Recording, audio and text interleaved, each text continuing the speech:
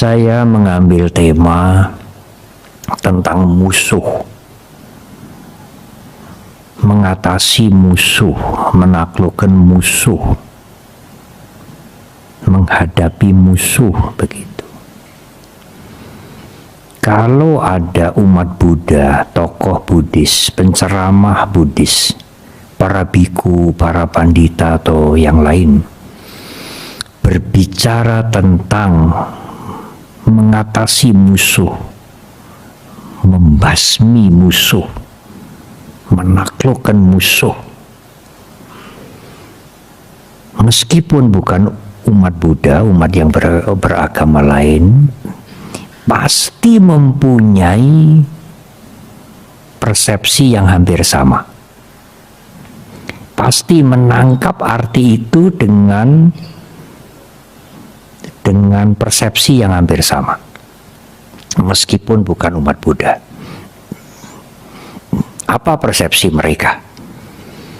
Kalau biku, kalau pandita, kalau kalangan umat Buddha ini berbicara mengatasi musuh, pasti musuhnya itu di dalam dirinya sendiri, bukan membasmi atau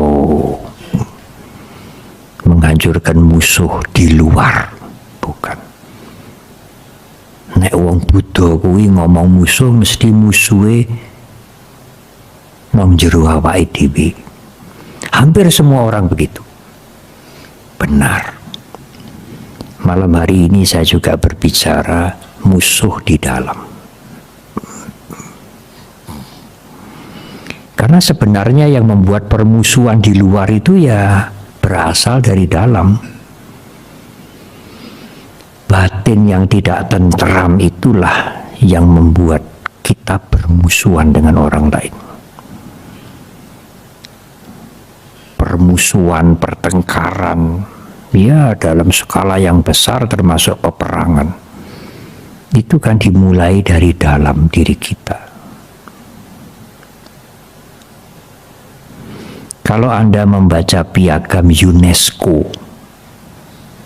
salah satu lembaga pendidikan dan kebudayaan Perserikatan Bangsa-Bangsa, piagam UNESCO itu dibuka dengan kalimat persis ajaran Guru Agung Buddha Gautama. Piagam UNESCO itu menyebutkan peperangan itu sejatinya bermula dari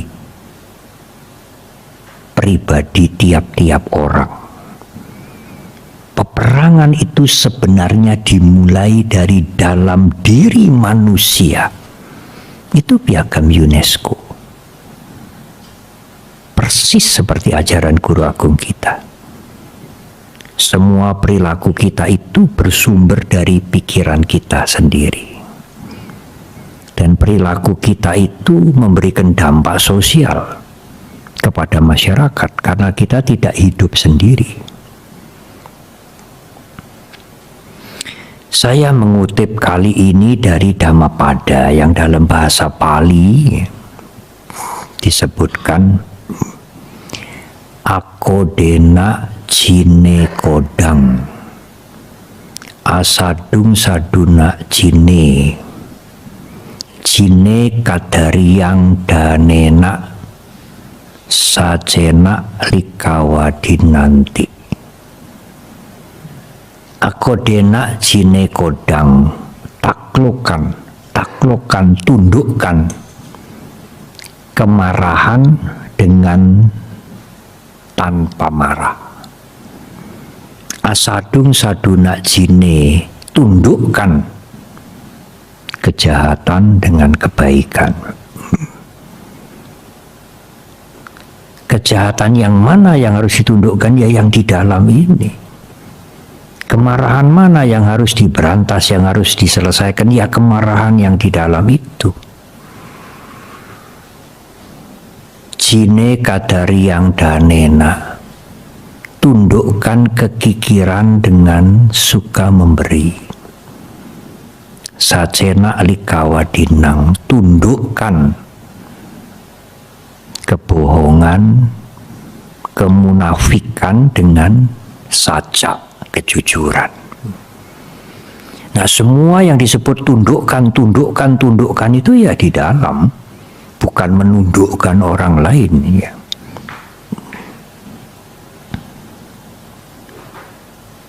Ibu, bapak, dan saudara, saya akan memulai dari yang pertama ya.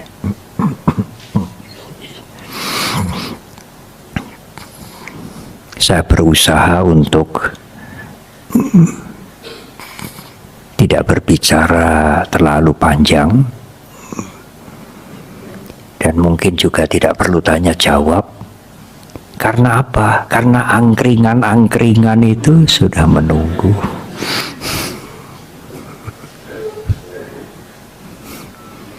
Saya akan berbicara dengan saksama dalam tempo yang sesingkat-singkatnya. Ibu, bapak, dan saudara, kemarahan itu menghancurkan. Jangan menggunakan kemarahan untuk merespon orang lain. Anda tidak akan menyelesaikan masalah. Dan kalau orang marah menggunakan kemarahan untuk merespon sesuatu terhadap orang lain, menandakan mentalnya sangat lemah. Dia tidak punya cara lain selain marah-marah. Kalau dia punya wisdom, dia punya nalar yang jembar, dia akan menghadapi masalah dengan nalar, dengan wisdom, bukan dengan marah-marah.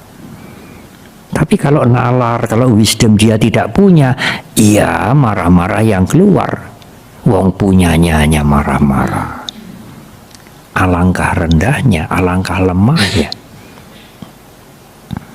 Dan kalau Anda punya kebiasaan marah-marah, yang lain yang pinter-pinter akan niteni, ini nanti dipancing sedikit saja sudah marah dia. Hati-hati. Anda mudah, kelemahan Anda mudah sekali dibaca oleh orang lain.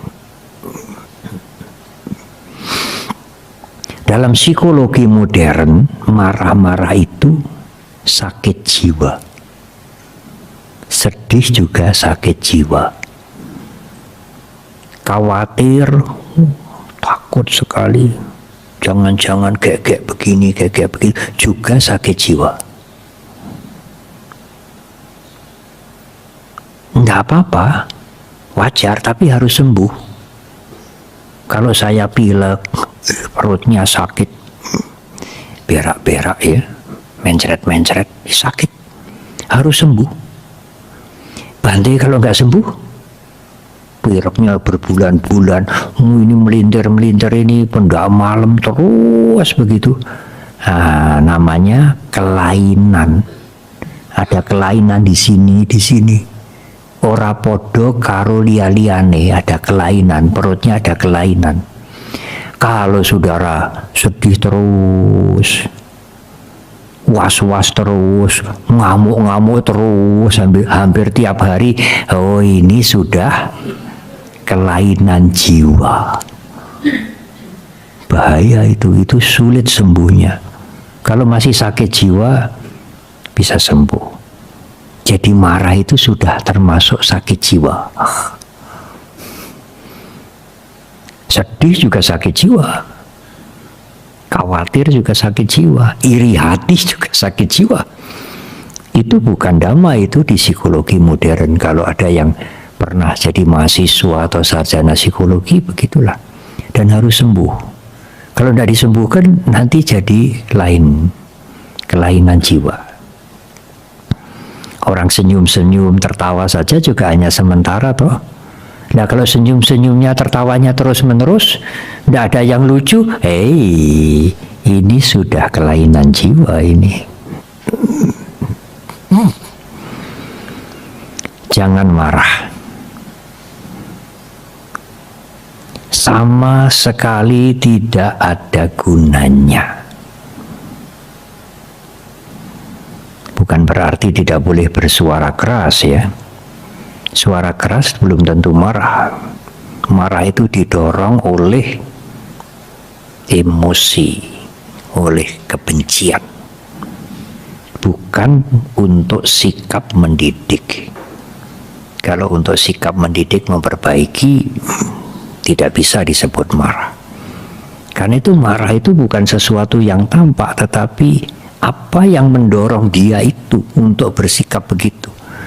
Kalau yang mendorong itu cinta kasih, itu teknik untuk memperbaiki seseorang, ya bukan marah. Siapa yang tahu, Pandai? Yang tahu ya dirinya sendiri. Tapi kalau itu bukan bertujuan untuk mendidik, itu marah. Banyak macam ulasan tentang marah ini. Salah satu ulasan, kalau Anda melakukan kebaikan tiap hari, beramal, berdana, bermeditasi, menjalankan sila tiap hari, bertahun-tahun, sekali Anda marah, timbunan kebaikan itu seperti dibakar, hangus. Anda menimbun, nyelengi kebaikan dari hari ke hari, menjalankan kewajiban di rumah sebagai perumah tangga, berbuat baik, menolong, meditasi, baca parita berhari-hari, bertahun-tahun. Sekali Anda marah luar biasa, seperti itu dibakar habis.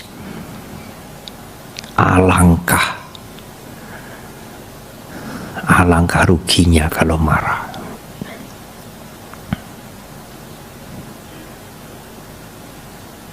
Ibu, bapak, dan saudara. Yang kedua adalah asadung saduna jine. Taklukkan kejahatan dengan kebaikan. Nah, kejahatan ini hadirnya, datangnya, munculnya juga dari pikiran. Kalau seseorang berbuat jahat, jangan menyalahkan yang lain. Oh, ada setan yang mengganggu gitu ya. Setannya harus diberi sajen supaya tidak mengganggu. Ya itu pikirannya sendiri. Jangan mencari kambing hitam bahwa seolah-olah Anda tidak bersalah, seolah-olah Anda berbuat yang buruk itu karena diganggu.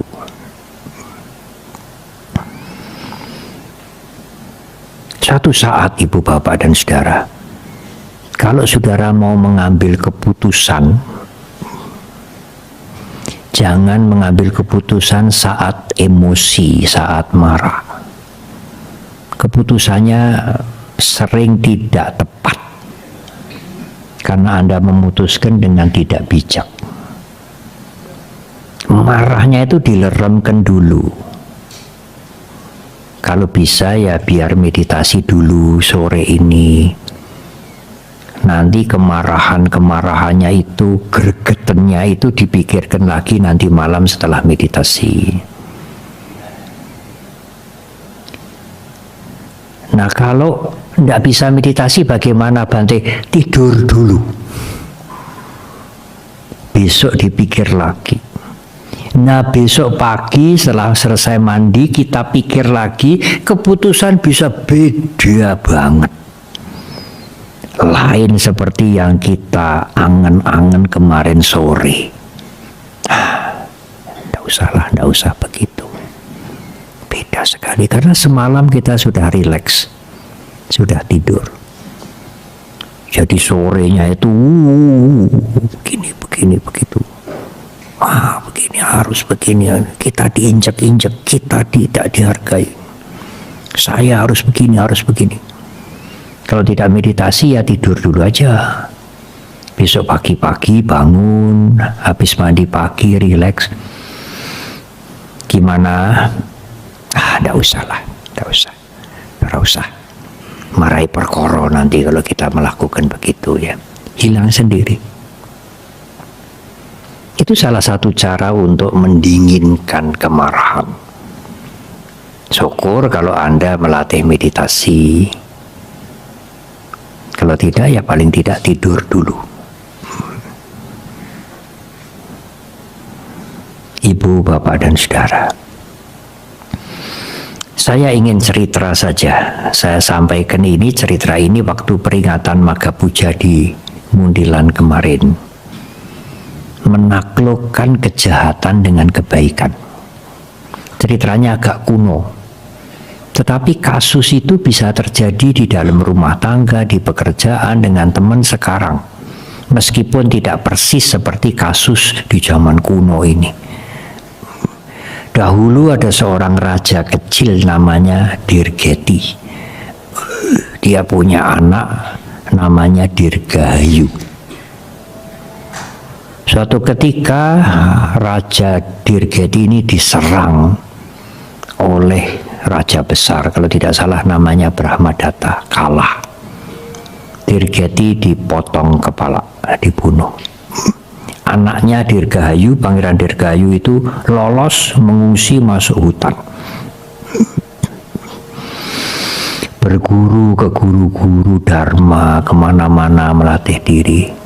Sampai akhirnya dia menjadi lebih dewasa, tidak diketahui identitasnya, dia tidak cerita apa-apa, masuk ke kota mencari pekerjaan.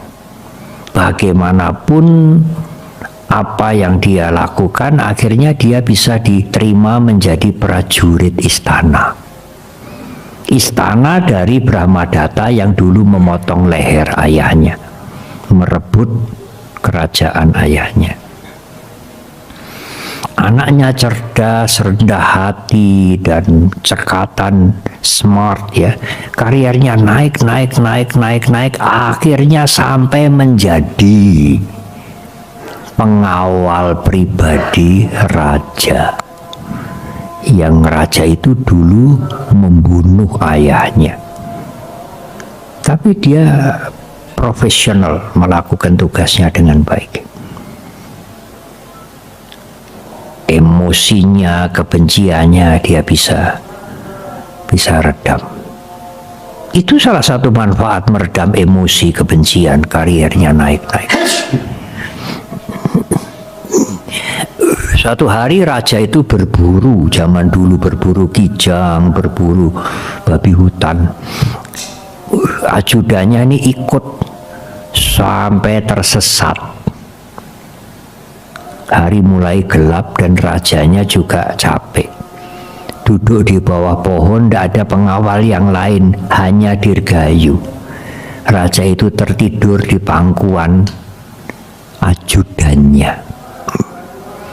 Saat itu Dirgahayu ingat, ini yang membunuh ayah saya.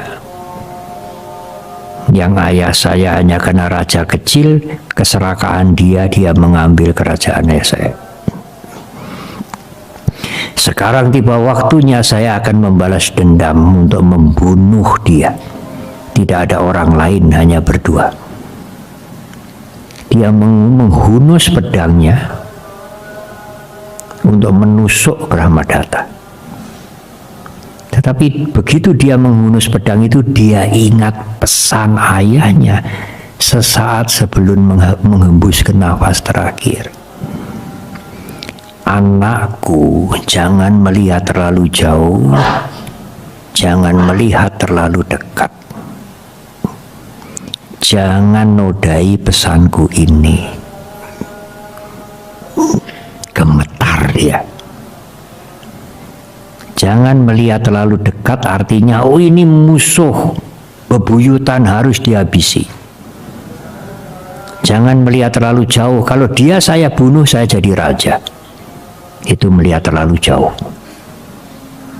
Ayahnya mengatakan jangan nodai pesanku ini, artinya taati. Gemetar dia karena dia saking berbakti kepada ayahnya. Menangis dia dan pedangnya jatuh kerompiang.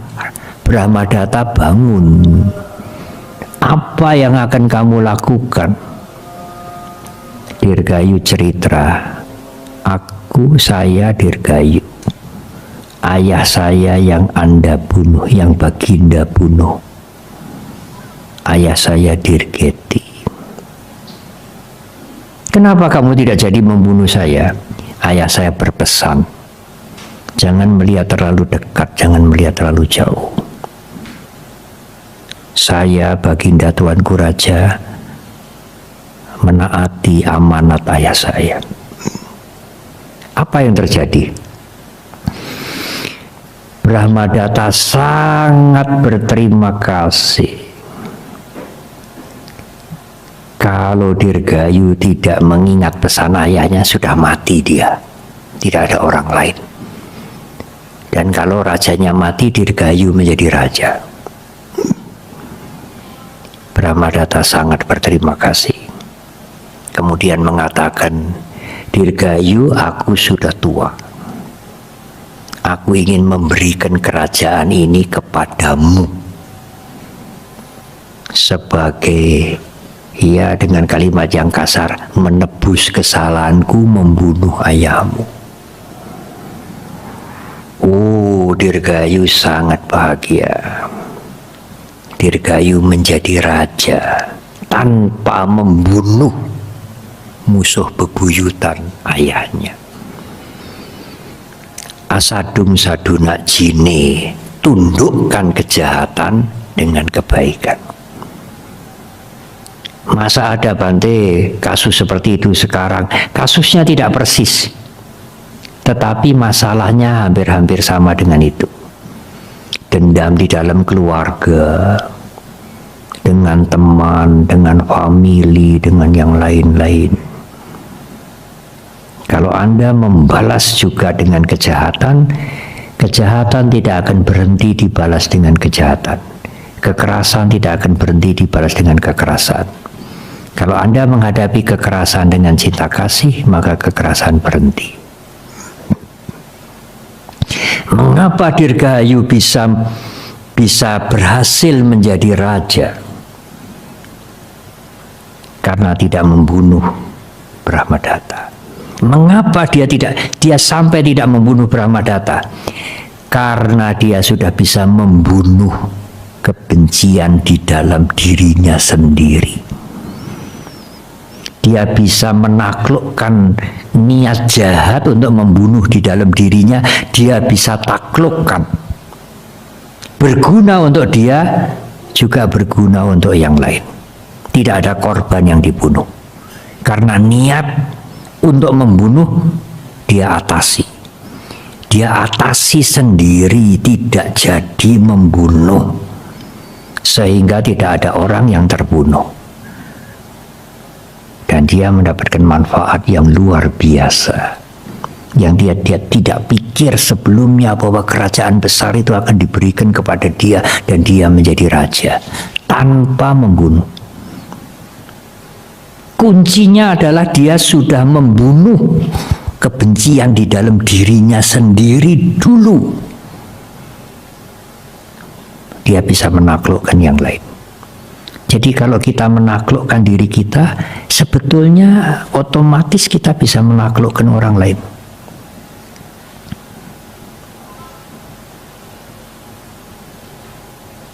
Kalau kita menaklukkan orang lain, menebar kebencian. Di Dhammapada juga dikatakan, kalau Anda bisa membunuh 1000 musuh dalam sehari, Anda bukan perkasa, bukan pahlawan. Kalau Anda bisa membunuh kejahatan di dalam diri Anda, Andalah pahlawan. Sebab kalau 1000 orang dibunuh satu hari, yang dendam adalah 1000 orang lebih bahkan. Keluarga-keluarga yang dibunuh itu akan dendam semua pada Anda. Tapi kalau Anda membunuh kebencian dalam diri Anda sendiri, tidak ada yang dendam pada Anda, tidak ada korban. Bahkan ada kebaikan yang luar biasa yang bisa Anda lakukan untuk orang lain.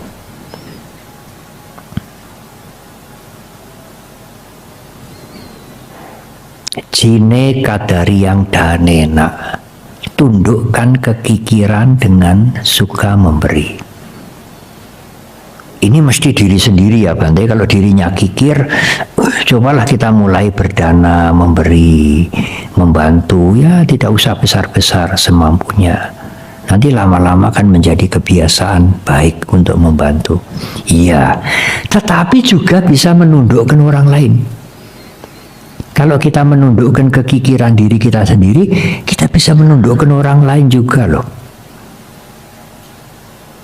Ada cerita. Ini cerita nyata di satu desa.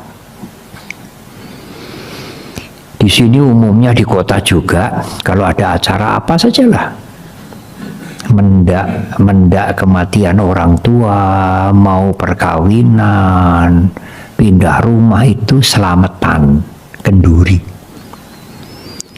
Di desa itu juga begitu, tapi ada satu orang, satu keluarga yang diundang kenduri selalu tidak mau. Alasannya macam-macam, yang sibuk lah, yang inilah. Juga kemungkinan ada alasan keyakinan. Keyakinan dia membuat dia tidak mau ikut kenduri. Sedangkan yang lain-lain agama apapun ya hadir ikut kenduri. Karena kenduri itu punya nilai sosial juga, kerukunan, kebersamaan itu. Yang punya rumah ini, niteni itu selalu tidak mau datang, tetapi tidak marah.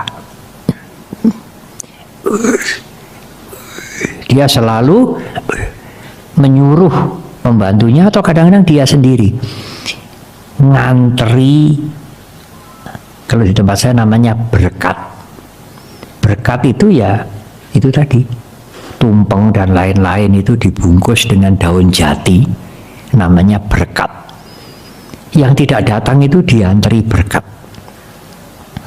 oleh pembantunya atau oleh dia sendiri. Dan setiap dia membuat kenduri, satu orang itu selalu tidak mau datang, selalu diantri berkat.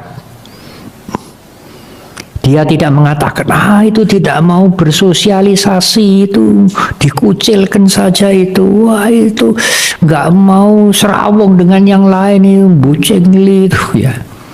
Tidak, dia tidak begitu. Ayo diantri berkat. Sampai anak-anaknya, sampai nggak usah begitulah. Kalau dia tidak mau kenduri ya jarke wae. Kenapa kamu harus ngantar ke sana? Iya, kita antar ke sana.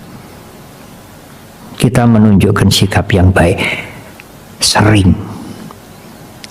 Dan keluarga Buddhis ini sengaja bikin selamatan tiap bulan. Pendak Capnggo, pendak hari bulan purnama bikin selamatan. Menyelamati apa saja dia sebutkan. Dan orang yang tidak mau datang selamatan itu selalu diantar. Akhirnya luntur. Orang yang tidak mau datang selamatan itu akhirnya datang karena diantri terus tiap bulan. Dia datang ke tempatnya orang itu untuk apa? Untuk ngambil berkatnya. Kemudian lama-lama ikut serawung. Itu kan satu cara tuh. Menaklukkan kemarahan, kejengkelan melihat ada tetangga yang menurut pandangan umum patut dikucilkan, dia menghadapi dengan kebaikan, bukan dengan kemarahan, bukan dengan kejengkelan, bukan dengan diomongkan kemana-mana, dihadapi dengan memberikan dana terus, menang dia. Akhirnya luntur juga. Asadung saduna jine. Tundukkan kebaikan, kejahatan dengan kebaikan. Sajena jine kadari yang danena. Tundukkan kekikiran dengan suka berdana. Yang terakhir, sajena likawadinang. Tundukkan kemunafikan, kebohongan dengan kejujuran.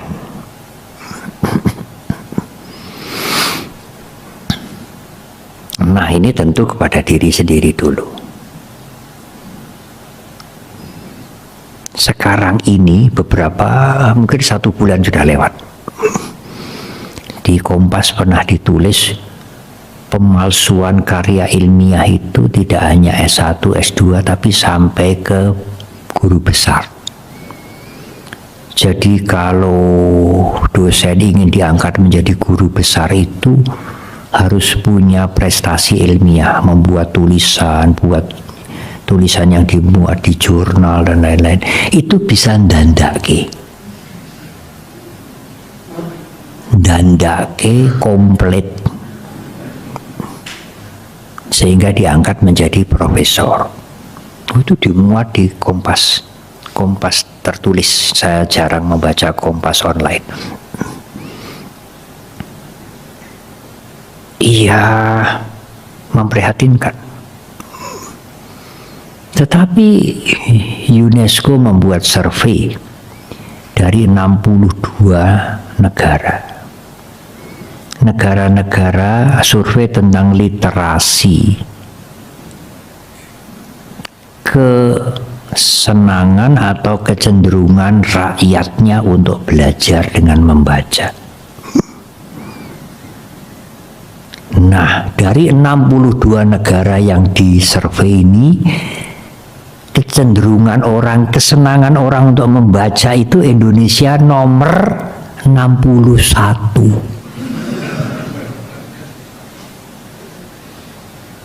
Jadi masyarakat Indonesia senangnya nonton televisi, ngerumpi, WA, handphone, membaca. Urutan 61 dari 62. Nomor 1 Finlandia. Sedangkan negara lain itu kalau ada waktu senggang di bis, di kereta api, bawa buku membaca. Nah, di sini membaca itu masa 61 dari 62, terlalu itu. Ya pantas saja guru besar itu ndandake ya.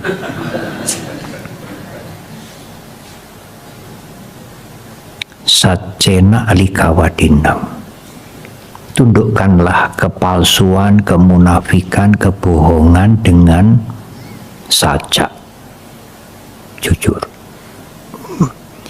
Tetapi dalam arti yang lebih luas, jujur itu tidak hanya menepati janji, membayar utang tepat waktu, tidak hanya itu.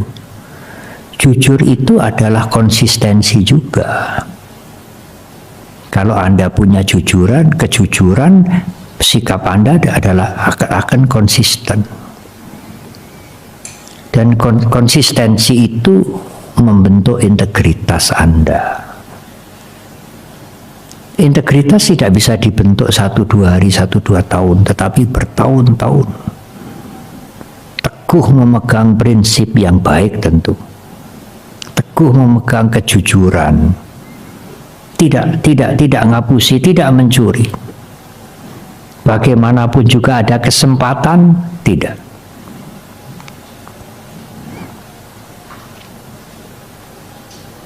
Itu akan membentuk integritas. Saya akan bercerita sedikit karena ini ada hubungannya dengan umat Buddha juga.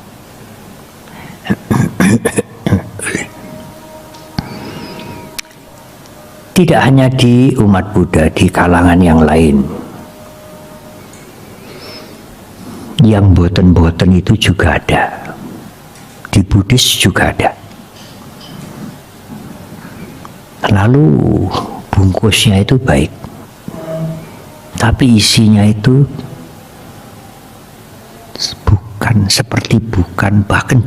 bahkan bertentangan dengan ajaran Buddha. Tetapi di luar seperti agama Buddha, seperti Theravada juga. Bahasa Pali, jubahnya begini.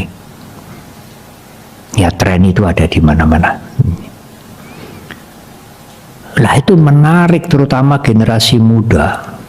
Kemarin kan baru selesai musyawarah nasional, pemuda-pemuda Buddhis Theravada seluruh Indonesia kumpul di Semarang.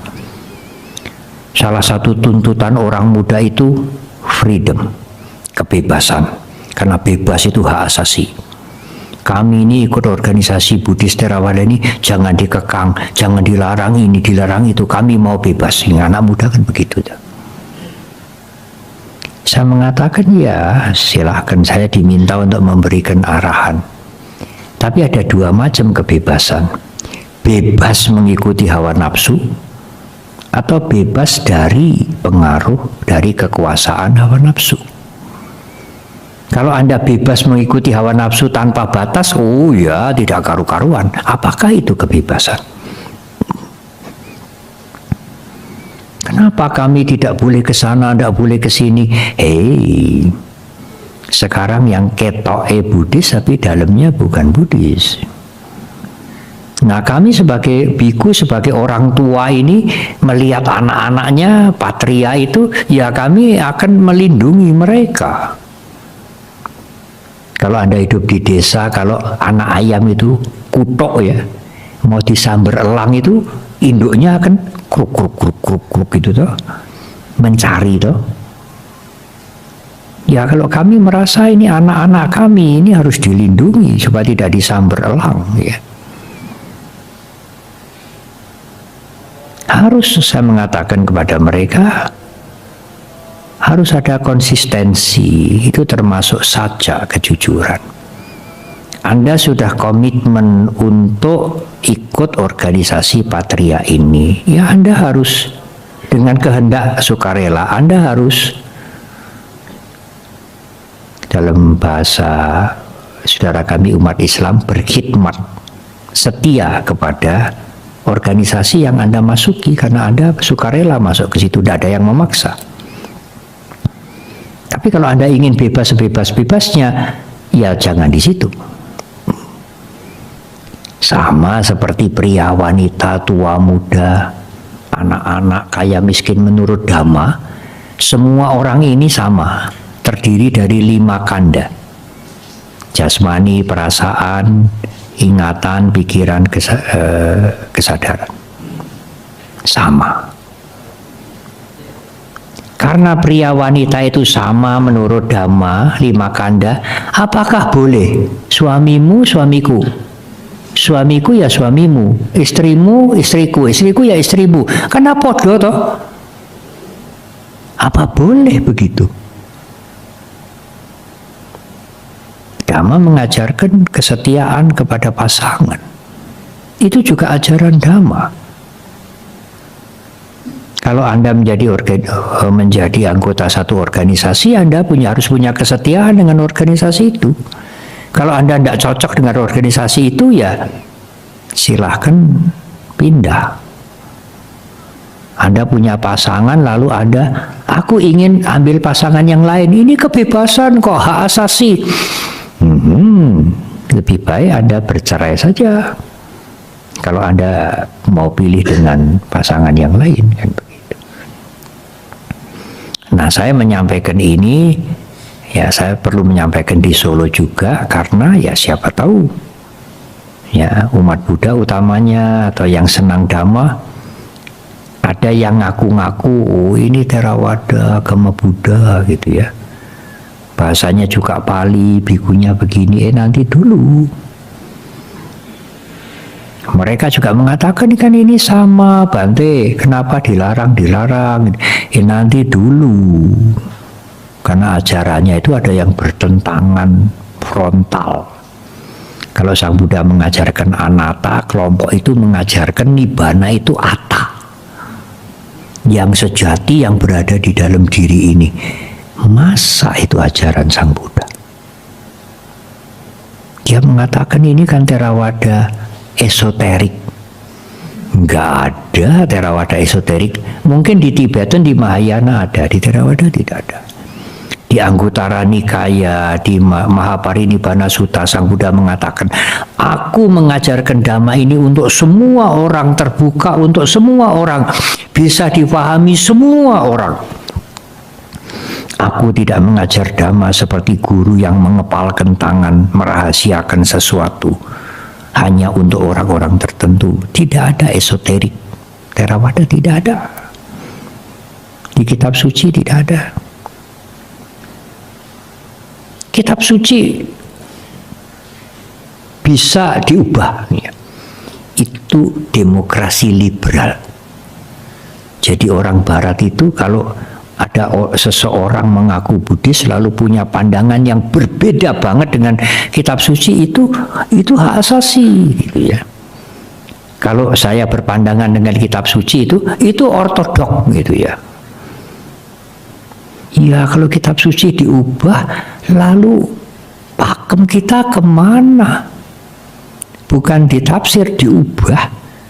Yang Sang Buddha mengajar anatta, ini mengatakan atta itu adalah nirwana, itu atta yang sejati di dalam. Itu frontal bertentangan itu. Tapi dia menamakan dirinya agama Buddha, Theravada, esoterik. Di Semarang saya mengatakan itu rak podo wae dengan kalian ini toh yang ikut kongres ini. Lalu besok mau pulang beli oleh-oleh dari Semarang, yang dicari itu lumpia ya. Beli, dusnya bagus, casingnya bagus. Bareng sampai di tempat dibuka isinya onde-onde. Lalu protes sama yang jual karena ada nomor teleponnya. Yang jual bilang itu lumpia esoterik.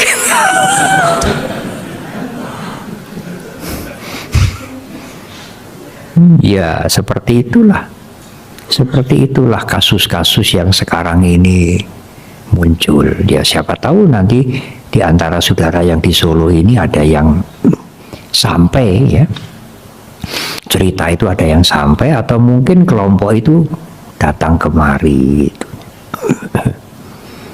Ada anak muda juga yang tanya, apa yang Bante ceritakan itu, yang mengatakan Theravada esoterik apa, tetapi bertentangan dengan ajaran Sang Buddha itu apa? Ada, saya bilang. Namanya kelompok apa Bante? Cari sendirilah. Kamu anak muda lebih pandai itu mencari di medsos daripada saya. Cari sendiri itu, tanya kepada AI. Adiknya mama ya ibu ya, AI. AI itu adiknya mama. Artificial intelligence ya. Itu menjawab cepat, akurat, ya, sopan. Ya. Ada seseorang yang tanya ke AI itu, bagaimana caranya selingkuh yang aman? Jawab dia, mesin itu jawab. Jawabnya bagus. Kami tidak dirancang untuk menjawab pertanyaan Anda seperti itu. Anda berbuat baik saja, jangan melakukan yang buruk-buruk. AI itu punya moral, punya etika, bisa menasehati yang tanya. Yang tanya bagaimana selingkuh yang aman, dijawab semua.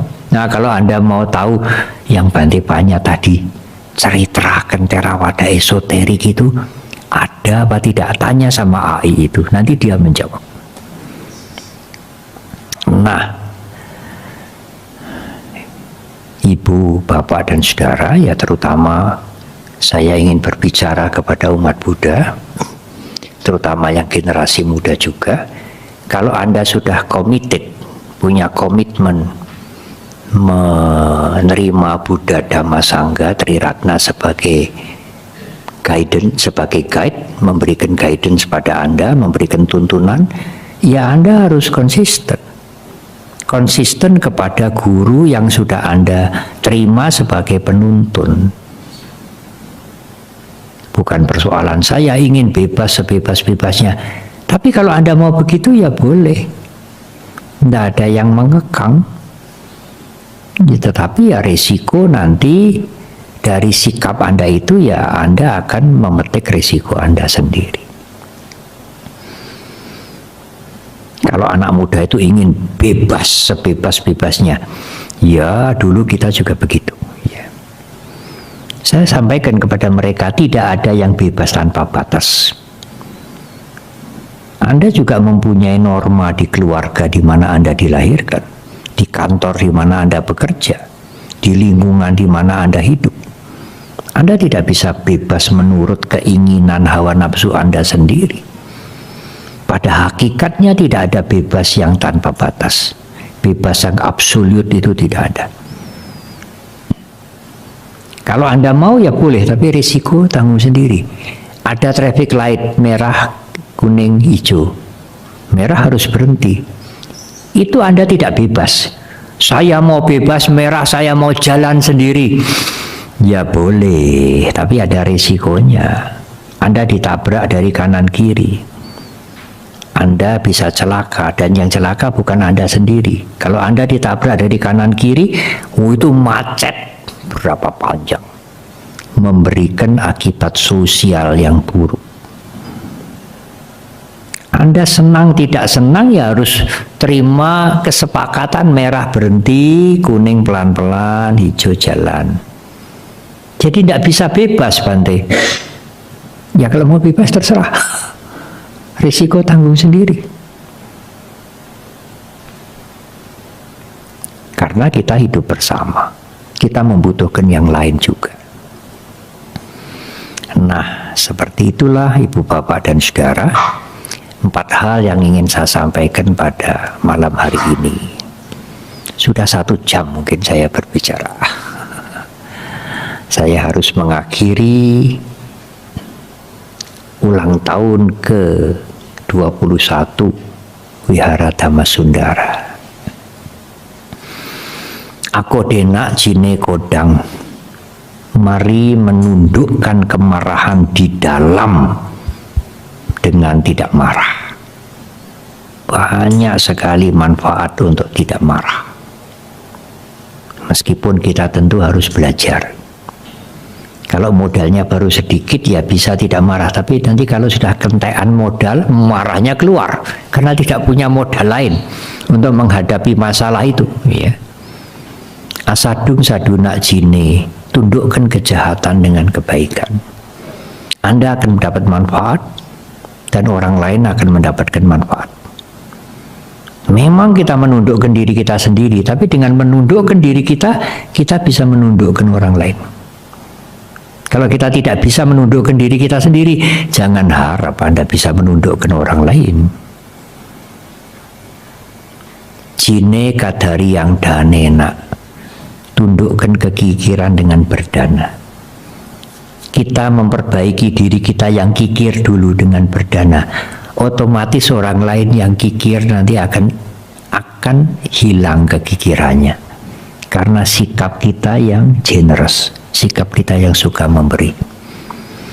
Sajena alikawadinang, tundukkan kemunafikan dengan kejujuran, dengan konsistensi. Ada lagi Pak Baja Samenera yang diongkosi. Mungkin nanti iklannya bisa sampai ke Solo mungkin. Kalau STI ini Pak Baja Samenera 2 minggu dididik, datang sendiri, pulang ongkos sendiri, dianjurkan berdana 50.000 untuk hidup 2 minggu. Untuk makan sehari habis. Belum jubahnya 2 setel, belum buku-bukunya dan lain-lain. Itu mengajar kita untuk berdana, melepas. Ini ada kelompok lain kalau jadi samenera hanya 5 hari aja, tidak usah 2 minggu. Datang, ongkos diganti, pulang ongkos diganti, pulangnya dikasih sangu 500.000 atau sembako. Itu menarik sekali di daerah-daerah. Lalu di mana mendidiknya untuk melepas? Jadi orang ikut samenera hanya karena untuk dapat sangu, nanti kalau pulang disangoni 500.000, 300.000. Padahal menjadi samenera itu latihan melepas. Animonya banyak sekali ya, karena the money power, kekuatan uang. Bagaimana begitu bisa terjadi, Bante? Iya, di dunia ini apa saja bisa terjadi. Oleh karena itu Anda berhati-hati mempunyai konsistensi, mempunyai pedoman yang jelas, mempunyai pakem yang jelas. Ya, pakem itu kita perlukan untuk bimbingan kita menempuh kehidupan ini. Dirgahayu Wihara Dhammasundara, semoga mendapatkan biku yang menetap.